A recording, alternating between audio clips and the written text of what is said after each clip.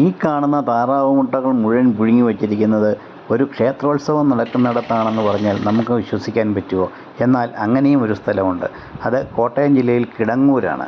ഇവിടുത്തെ ഉത്സവത്തിന് കച്ചവടം നടക്കുന്ന സ്ഥലത്ത് ഏറ്റവും പ്രാധാന്യമുള്ളത് പുഴുങ്ങിയ താറാവ് മുട്ടയാണ്. അത് അവിടെ വരുന്നവരെല്ലാം വാങ്ങിച്ച് കഴിക്കാറുമുണ്ട്.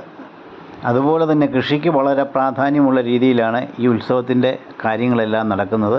ഇവിടെ ഉണക്കമീൻ ഒരു പ്രധാന വസ്തുവാണ്. ഈ കാണുന്നത് എല്ലാം വിത്തുകളാണ്.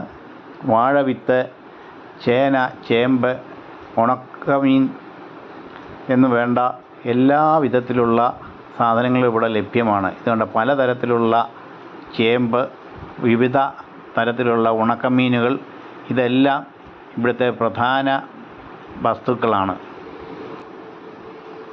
ഇപ്പോൾ നമ്മൾ കാണുന്നത് സാധാരണ ഉത്സവ കാഴ്ചകൾ തന്നെയാണെങ്കിലും ഇവിടുത്തെ ഏറ്റവും വലിയ പ്രത്യേകത ഈ മുട്ടയുടെ കച്ചവടം തന്നെയാണ്. ഇവിടെ പുഴുങ്ങിയ മുട്ട വളരെയധികം സ്റ്റാളുകൾ, 10-25 സ്റ്റാളുകളെങ്കിലും നിരന്നുണ്ട്. അവിടെ വരുന്ന ഉത്സവത്തിൽ പങ്കെടുക്കുന്ന ഭൂരിഭാഗം ആൾക്കാർ ഇത് വാങ്ങിച്ച് കഴിക്കുന്നതും നമുക്ക് കാണാൻ സാധിക്കും. അതുപോലെ തന്നെ മറ്റൊരു പ്രത്യേകതയാണ് ഉണക്കമീനിൻ്റെ കച്ചവടം. വളരെയധികം സ്റ്റാളുകൾ ഇവിടെ ഉണക്കമീൻ്റെ ഉണ്ട്. എല്ലാത്തരം ഉണക്കമീനുകളും ഇവിടെ ലഭ്യമാണ്.